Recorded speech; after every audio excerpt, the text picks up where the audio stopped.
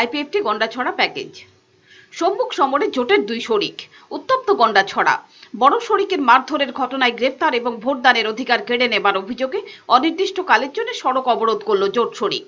ঘটনার সূত্রপাত মঙ্গলবার বিকেলে। বড় শরিকের পক্ষ থেকে হুমকি ছিল আইপিএফটি যেন পোলিং এজেন্ট না দেয়। ভোট শেষ হয়ে যাবার পর সংঘর্ষ বাধে বিজেপি এবং আইপিএফটি সমর্থকদের মধ্যে। আহত হয় 3 আইপিএফটি কর্মী। বড় ঠাকুরছড়া চিনচিংকিপুর রানীপুকুর পঞ্চায়েত পঞ্চরত্ন সেন্টার 44-51 আইন বুকে হেমেন্দ্র রিয়াং ইতারাম রিয়াং নতুন জয় চাকমা আগে বড় জুনো খাইয়ে দম হুমকি দিয়ে কাউকি সায়া মানে হাই বুফাইও 20-30 জন লোক পার্টি নিগ্রো দেনা কে পাবলিক দা বিজেপি পার্টি নিগ্রো কয়জন হাসপাতাল ক্লায় 3 জনা। এই ঘটনার প্রতিবাদে বুধবার গন্ডাছড়ার 3টি জায়গায় সড়ক অবরোধ করে আইপিএফটি কর্মী সমর্থকরা। গন্ডাছড়া অমরপুর, গন্ডাছড়া আমবাসা এবং গন্ডাছড়া রৈশাবাড়ি সড়কে অবরোধের ফলে যান চলাচল বন্ধ হয়ে যায়। তাদের দাবি 24 ঘন্টার মধ্যে মারধরের ঘটনায় জড়িত বিজেপির গুন্ডা বাহিনীকে গ্রেফতার করতে হবে। তাদের বিস্ফোরক মন্তব্য, বিজেপি দল রাজ্যের মানুষের ভোটাধিকার হরণ করেছে, মহিলারা অত্যাচারিত হচ্ছেন জোট শাসনে। তাদের হুঙ্কার, অবিলম্বে দোষীদের গ্রেফতার না করা হলে অনির্দিষ্টকাল চলবে এই অবরোধ। আজকে আমাদের যে এই অবরোধ গতকালকে 23 তারিখ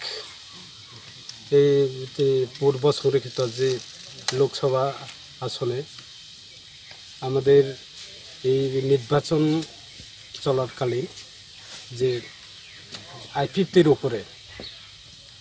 কর্মীদের উপরে মারধর এবং বিভিন্নভাবে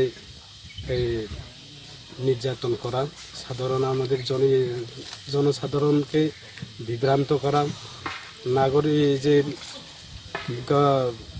ভারতবর্ষে গণতন্ত্রের মাধ্যমে যে যার ভোটার প্রয়োগ করার অধিকার সেটা পাচ্ছি না।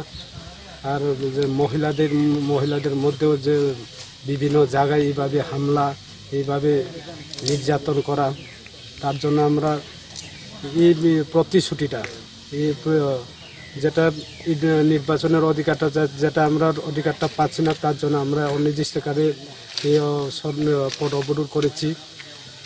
আপনার উদ্দেশ্য কি? এই পথ অবরোধের উদ্দেশ্যটা কি? অবরোধ উদ্দেশ্যটা হয়েছে এই যে গতকালকের যে আপনাদের এই আইপিএফটি কর্মীদের উপর যেটা হামলা করছে, যারা এই দোষী যারা মারপিট করছে, যেটা বিজেপির মাফিয়া গুন্ডা বাহিনীরা যেটা মারপিট করছে, ওনাদের তার আইনেভাবে তাদের আইনের বিধি যত আছে তাদেরকে শাস্তি প্রদান করা। তাতে যদি গ্রেপ্তার করা না হয় তাহলে আমরা এই অনির্দিষ্টকালের জন্য এই পথ অবরোধটা আমরা রাখবো।